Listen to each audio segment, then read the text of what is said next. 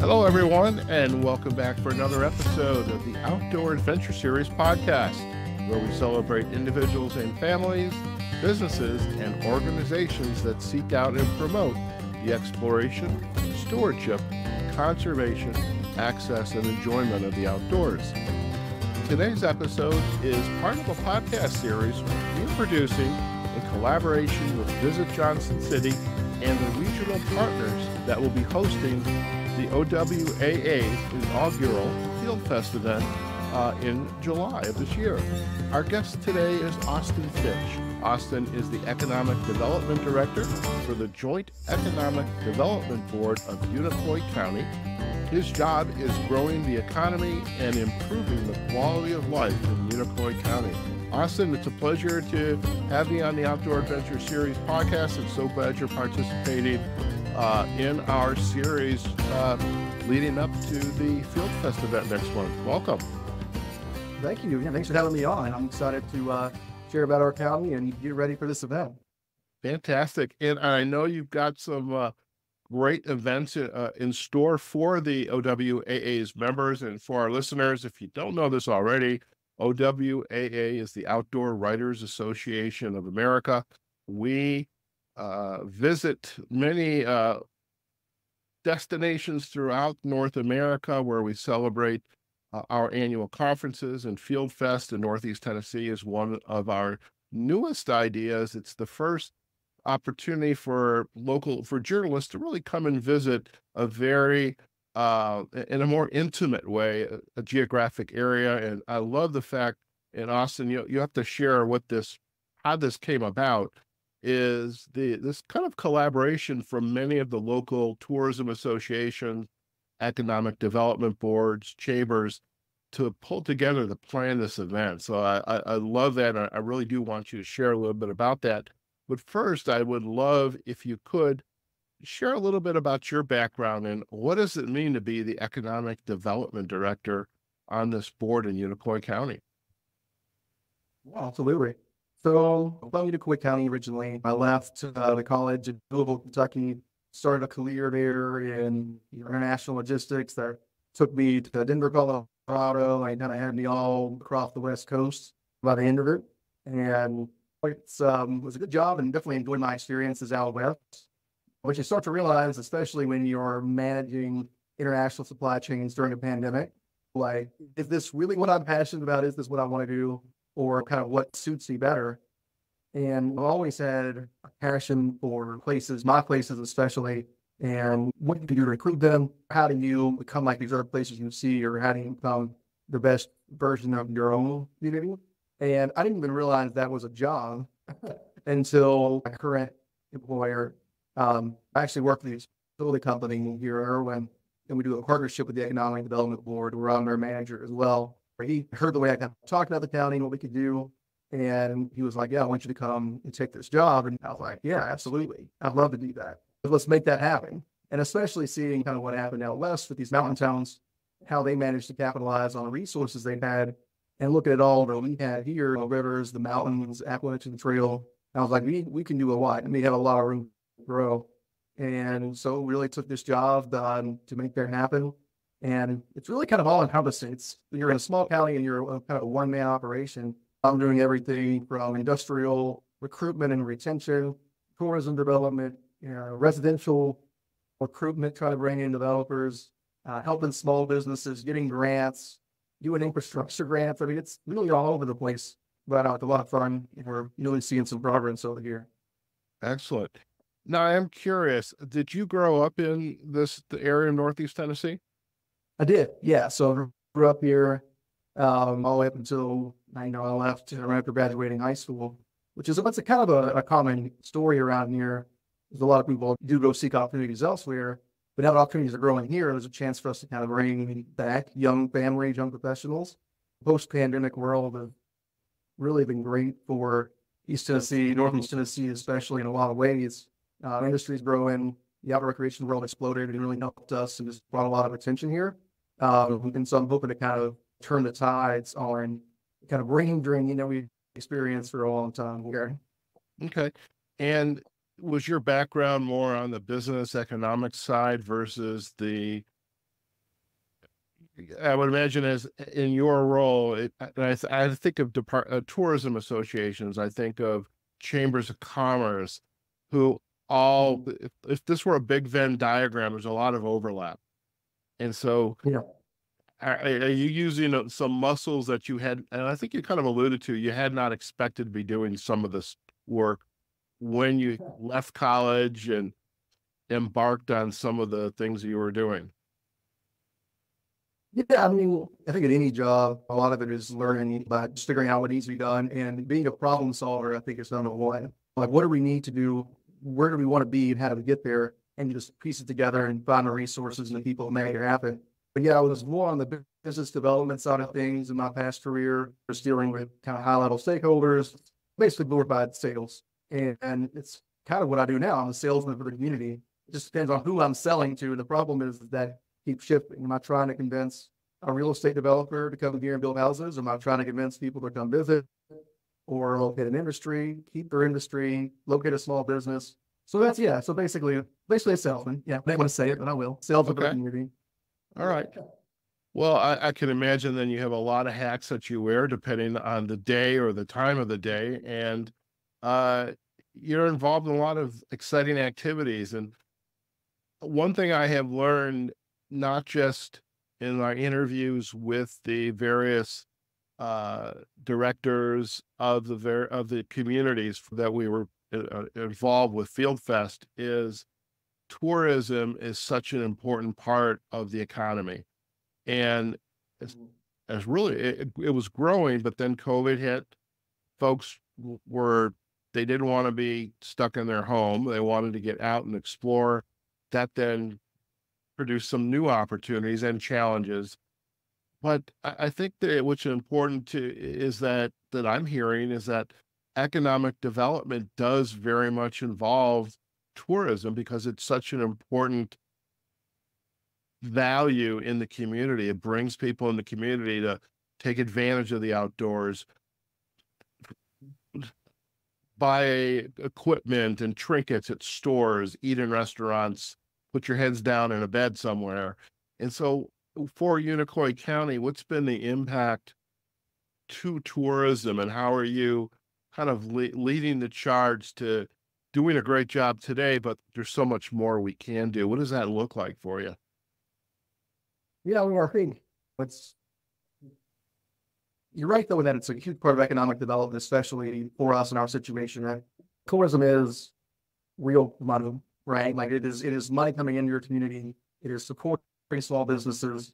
It's like we said, making those transactions happen. So that's obviously part of the economy. But why it matters here specifically is that even though our region is growing and we're growing to some extent, we are, to our credit, right in the middle of the mountains. We're in a little valley surrounded on all sides by some really steep, great terrain that limits where you can put more houses, people more, right? So if you can't have the extra people here, you can't bring in your own customers from residents, then where are you going to grow your businesses? How can you support yourself in such a small community that's 52% national forest? We don't even have access to all our own land. So we need to have people come in and help take advantage of these opportunities here, and then that kind of grows our economy. So it's really at the top of our priority list. If you have these assets, it puts you so far ahead of other disadvantaged communities. We have some of the best rafting east of the Mississippi here, the Class 4 rapids coming right through Unicoi County. Like I mentioned, all the national forests, all these waterfalls. You got the Appalachian Trail. Why not capitalize on that? And then that leads me to the latter part of your question. Well, how do you do that? Where do you approach it? And there's kind of a two markets approach. You have to sell internally and externally. You got to tell the convention community how to go about this approach. Why should we go about it? What are their benefits and things like that? And then you have to, convince the outside folks that this is where they want on vacation to start right. And it's a lot of it's just getting notoriety too. Once they're here, they tend to fall in love, but it's getting the attention away from places like the Great Smokies, where the national park already kind of is the magnet. So we're making great strides there. The month of May saw record sales for all of our little downtown businesses here in Erwin. And there was no particular reason for that other than just this steady increase of growth over time. And now downtown's bustling, a new restaurant opened, and things are just trending in the right direction, and hopefully that kind of slows the floodgates here soon. Okay. I was actually curious, and you kind of just alluded to it with Erwin, and and I'm going to make an assumption it's the county seat of Yes. Unicoi County. Uh, I remember the words county seat when I used to travel around Alabama because I lived there for a year. Uh, but for Erwin, I mean, you've got the stores that are selling supplies to go on the Appalachian Trail. Maybe it's one of the, I forget what they call it, a stopping off point where people can refuel, fix equipment, wash clothes, things like that. But the over and above those kinds of trinkets, how have the businesses thrived? And as a result of this influx of cash, people coming in, you mentioned a new restaurant. I'm a big foodie, and we'll talk about that a little bit in terms of the top 10 list. But how have the stores, where it's clothing, bookstores, things that people need to and want to enjoy and spend their money on, how have the restaurants been faring, and even the hotel space? Because I would imagine in Erwin, perhaps some of the hotels needed a refreshment, and because some of them maybe had been around for a while. But if people are coming in to visit, they maybe don't want Holiday Inn Express. And my apologies to Holiday Inn Express, it's a decent brand. But how have the hotels also risen to the opportunity of there's a lot of tourists coming into town? So the hotels that we have now, and especially the hostels, and we have some legendary hostels, and they do really well with some of the hikers alone. There's thousands that take the trail. Some do section hikes, some do the whole things. In any case, coming through here, one of them is Uncle Johnny's, and we have other things too, like things have been exploding, like glamping they call it, and these Airbnb businesses. So the hotels we have, they are chains, and they do well, especially in the peak months. But the next thing we're working on, including, and we're doing a lot of work in this respect, is getting kind of more boutique hotel, because we've outgrown the space we have, the rooms we have. So it's like, what's next? Right. And we have this old railroad headquarters that we're working on getting that are donated to the town, and then we're going to transfer it to the developer. And we're working with them right now. We have a 100-page hotel study validating the market and potential. They're talking to different other hotel operator chain, like boutique operational chains, to kind of help get this off the ground. So we're really just a community that's growing and taking new steps, and we're on the precipice of what those new things will be when they come. So yeah, I mean, it's just been a lot of stores having that kind of ancillary benefit from these new tourists. Excellent, excellent. And I know our members from the OWAA are going to, and the ones that select Unicoi County as part of their tour, are going to be really enjoying what Erwin and also your outdoor adventures has to offer. Now, speaking of this event in July, Field Fest, how did you get roped in this by Alec, and what was his pitch to you, and why did you say yes? Alec's a great representative himself, and big on the region here in general, right? There was hodgepodge of all these different semi-big or small places. We got to come together and work for these bigger goals anyway. And we all kind of rely on each other too for one. So it's an obvious pairing in some way, but just the concept itself was really appealing to me. To have these very qualified journalists come and be able to tell our story is the kind of earned media that everyone won. I mean, you could put out all the advertisements you want and say, oh, we're this, we're that. But I told people, experience it or hear it from somebody they trust. We might not be catching on to that. And we do have a lot to offer up here. It's like Tennessee's best kept secret. Nashville's overflowing with tourists and all these people coming to buy cowboy boots and pretend their country for a few days. But this side is for a whole different type of experience. And really hoping that we could tell that story through our partners here. So it's very exciting. Excellent. So no brainer. I had to take the option. All right. I'm curious, because I haven't asked this question yet. So where Erwin sits, if I was going to drive, say, to Morristown, how long of a commute would that be if I wanted to starting in Erwin and end up in Morristown? Morristown's about an hour. Depends on a couple different options. Take the back roads, 107 and interstate highways, kind of loop around. Honestly, though, our location is really one of our better features, I think. So we're right on 26. 26 cuts right through Interstate 26, cuts right through the middle of the county, the whole way, top to bottom. And it's right between Johnson City and Asheville, North Carolina. So Okay. from my little house here in Erwin, I can get off the highway and be 15 minutes to downtown Johnson City, or about 35 minutes, and I'm in downtown Asheville. And Okay. in all the towns of it, and it just kind of creates a much better way to kind of plug in. You're in this place that is so authentically mountainous, but also easy to access. Okay. So definitely capturing more too. Yeah, that's what you've actually answered very nicely. The point I was trying to uh, highlight is wherever you are, and ideally, Erwin, from your perspective, is you can go for a night out, go for a dinner, go for an adventure, take people who are visiting you around the communities and circle right back to Erwin and have again sleep in a hotel, sleep at Airbnb or VRBO, and really enjoy yourself. And I think you are. I mean, here I live in Las Vegas, and I like the surroundings. My favorite town is Boulder City, which it has some of the landlocked considerations. There's only so much even the community is allowing growth. But what I love about Northeast Tennessee and what you've just described is there is just a plethora of opportunity, whether it's businesses coming in, people moving in, restaurants, outdoor activities, and just tourism and history. I mean, it's all there. And in some ways, it is a best kept secret, which I'm hoping as a result of my peers coming in and these podcasts that more and more folks are going to want to visit the community. So we're glad you're a part of Field Fest. And I'm curious, what do you have in store for our members when they come visit? I know we've got about 2 half days with you guys. What are you going to offer to us? Yeah, so one thing we had to do is include the Unicoi River. It's one of the last great free-flowing rivers in the South. For better or worse, a lot of the rivers have been dammed for lakes, for power, that kind of recreation. And then circumstantially, this river wasn't. So it's free-flowing, cuts to the mountains, beautiful. We have some of the best rapid you could find. Of course, like some publications, some of the best period in the country, certainly best this side of the country. So you have to show them that.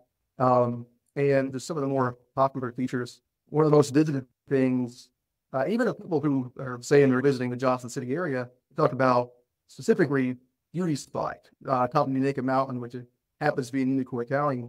It's just a great vantage point. You can climb on top of this mountain. It's a bald, and you can just look out and see everything. The Appalachian Trail is crossing up there. So I want to take up that just to see that, just to get a taste of the region, the Appalachian Trail, and get across that wire here too.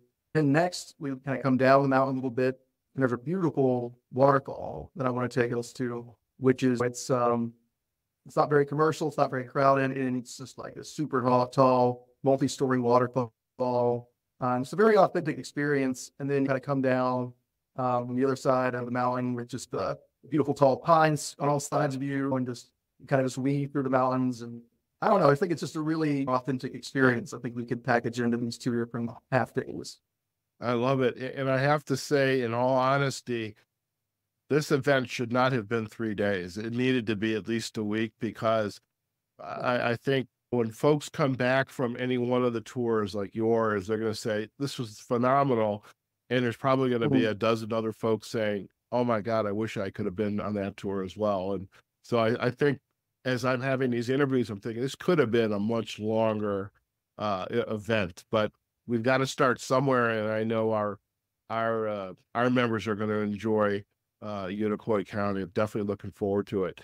Now, I am interested in also kind of your take. I mean, if you have some family, friends, maybe one of your college buddies you haven't seen in 15 years is coming to Erwin, and they reach out and they say, hey, we're here.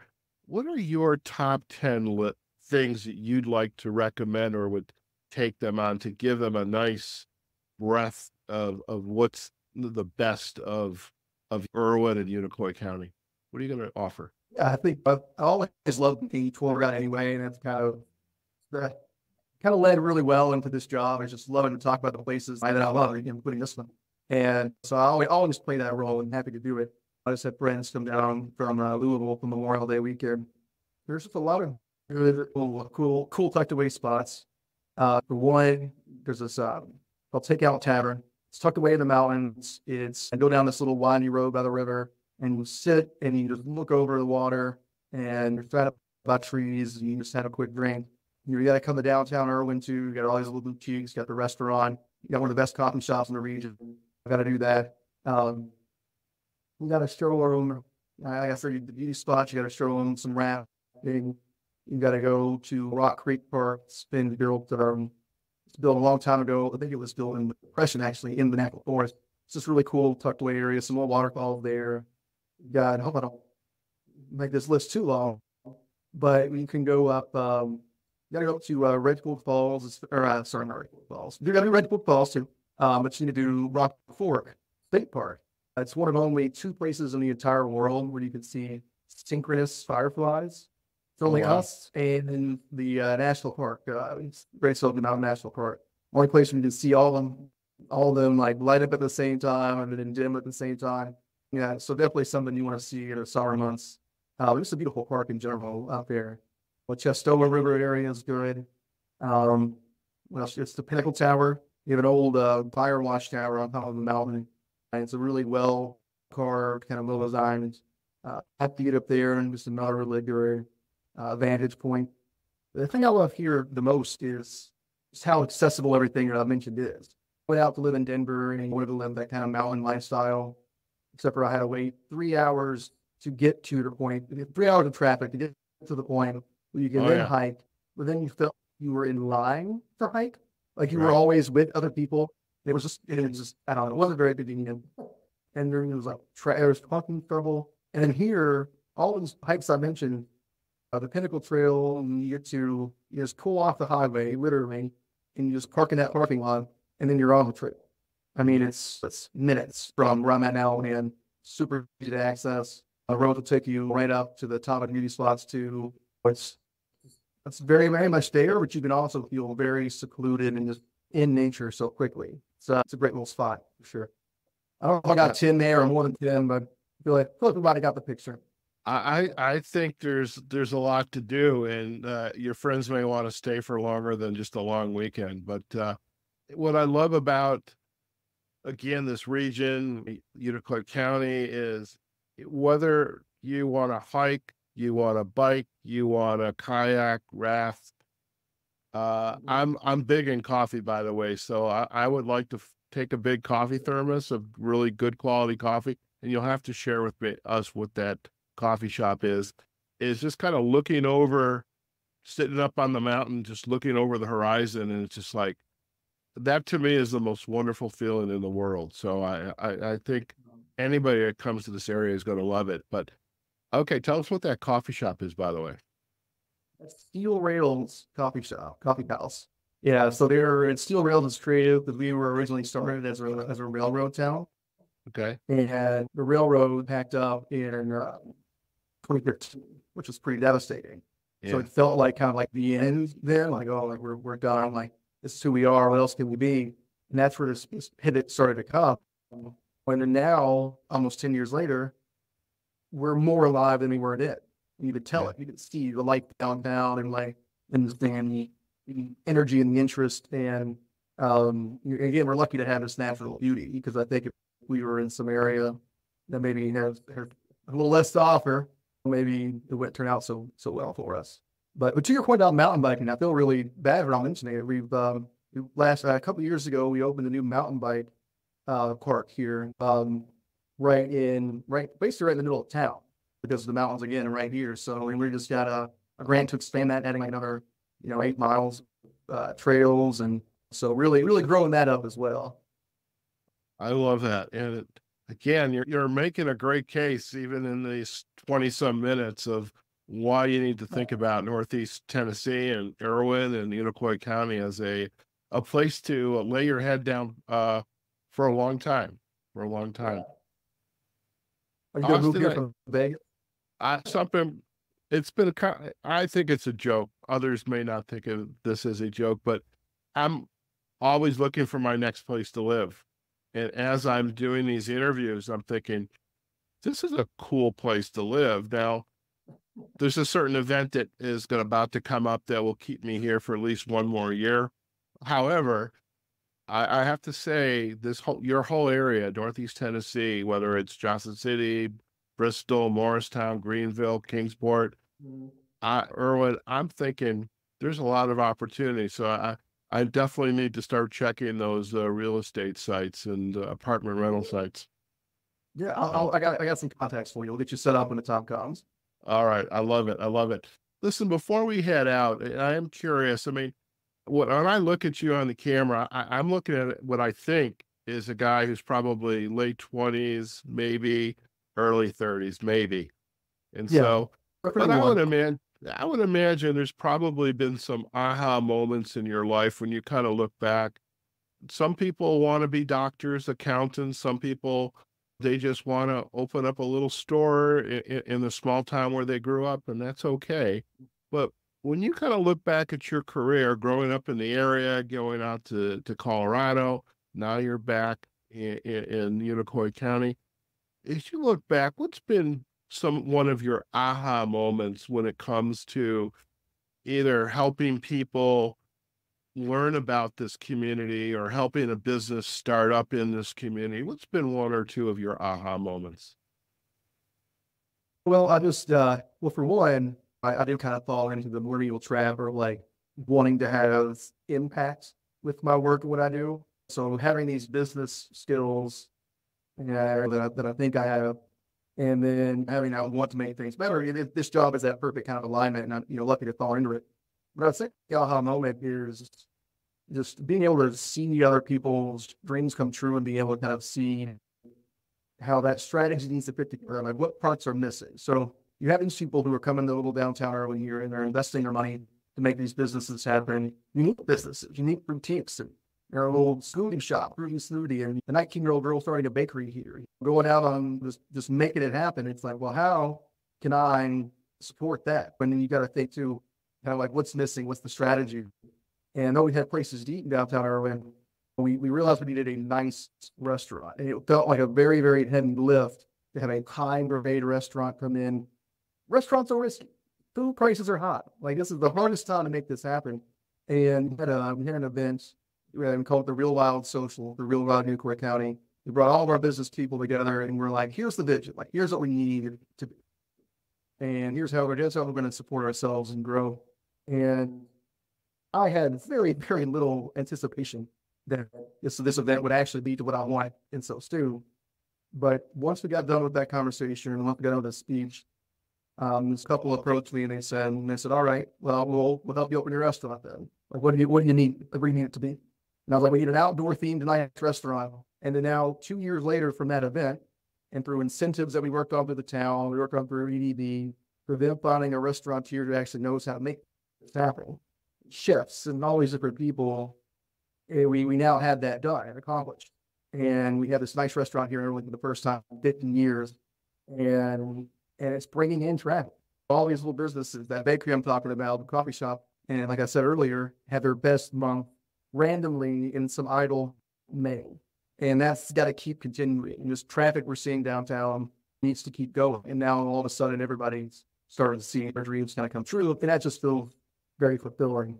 And that the aha moment, I guess, is that you can kind of will some things into existence and work that enough, I guess. I love it. Would you mind just giving another shout out for the restaurant and the bakery? We've already got the Steel Rails coffee shop, but we'll make sure we put backlinks in our show notes. Yeah, so it's the Red Fork restaurant. It's named after the Red Fork Falls that we're going to be taking the riders to. And then the Bellflower Bakery. And we also have great Union Street Art Gallery, Music Mountain, and great little stores like that too. Hunter Blue Boutique, Whiskey River Boutique, and all sorts of other ones. I don't need to run out, but it's really growing in the right direction. Okay, perfect. And we'll put some backlinks in our show notes and to get people started, because I think, once they come there, it's not like, okay, we're going to leave in an hour. You get a chance to stay and explore and build up an appetite, get thirsty, and just have some fun. Austin, it's been a pleasure to have you on the podcast. And before we head out, if our listeners would like to learn more about you and your work, where are the best places for them to go? So our website works well. So Real Wild Unicoi County, UNICOI. And we can also go check Real Wild Unicoi County Instagram or Facebook. There's forums in there to request info. Let's reach out to us directly, and we're happy to help however we can. Fantastic. Welcome to our community. Excellent. And we'll provide those backlinks in our show notes and to the website and social sites. Austin, again, it's a pleasure to sit down with you. I think we chatted way back in January or February. You're here today, and that's what counts. And I'm excited to explore Unicoi County, and I know our membership at the OWAA, the ones that take part in your tours, are as well. And if anything, it's an opportunity to come back because there's a lot to explore, and I really appreciate you sharing that with our listeners today. So again, thank you for your time. Appreciate it. And we look forward to seeing you next month. Absolutely. Can't wait to have you. Thanks for having me on. All right. Listen, stay on the line. We're going to do a real quick close, and you and I can have a final chat. Okay. All right, folks. Believe it or not, this is now the end of our series with Johnson City and its regional partners.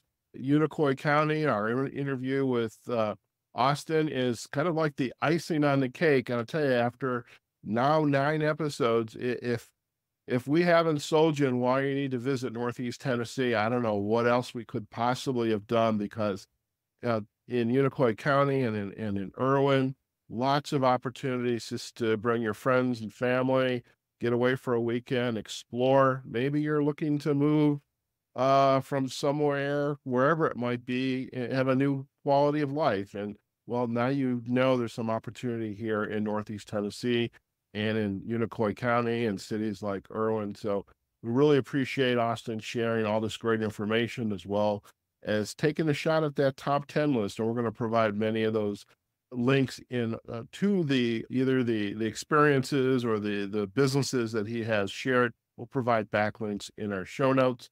And also do visit their website, realwildunicoicounty.com, as well as their Facebook and Instagram page. They're great websites, by the way. Lots of great information. It's something else I love about this whole region is every one of the websites, Facebooks, Instagrams, it's designed for you to just come and explore, get to know these communities. And definitely, this is just a wonderful opportunity. And myself, I'm looking forward to getting out to Northeast Tennessee next month for the OWAA's inaugural Field Fest event. As for us, you can find the Outdoor Adventure Series on our website, outdooradventureseries.com. We're also on Facebook and LinkedIn on our Outdoor Adventure Series pages, as well as YouTube. And of course, wherever you listen to your podcast, just search for Outdoor Adventure Series. And if you're on Spotify and YouTube, we definitely, or even on our website, leave a comment, like us, sign up to receive updates anytime a new episode is published. And thanks again to Visit Johnson City and its regional partners for collaborating on this podcast series. Until next time, wherever you are, whatever you're doing, go out there, have a phenomenal day. And we look forward to having you join us on a future episode of the Outdoor Adventure Series podcast. Take care now.